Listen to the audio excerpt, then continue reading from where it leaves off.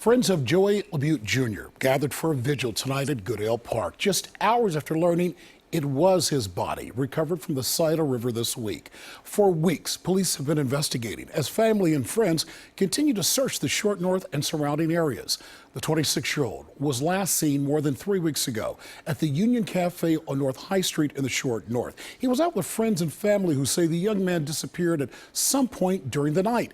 His body recovered about 3 miles away in the river near Scioto Audubon Metro Park on Tuesday.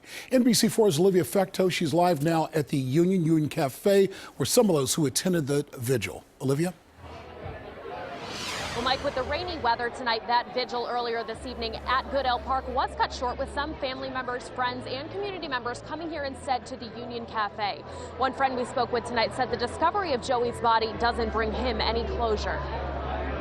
We kind of assumed, but we had hoped that it wasn't, and then today,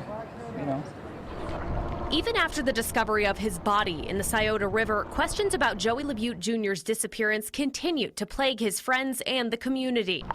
I think in times like this, it's very hard when we don't have the answers that we want, when we don't have the how and the why. At the gazebo in Goodale Park, a vigil in LaBute's memory. Closure doesn't exist to me. For Brad Bonacci, who met LaBute nearly 6 years ago, knowing LaBute's body was found brings no relief. He says it never could. I would never get to say goodbye. I would never get to say I'm sorry for anything that we ever had or any ill will. It's a difficult emotion to process, even for those who didn't know LaBute well. We are a whole as a community, and there's no separate parts. And when one is missing, we all feel for that. I think it is a relief for some people because I think a lot of people thought, it wasn't going to end well, and now at least and you're not wondering what's going on. But, imagine the family and stuff. That's not the answer you want to hear.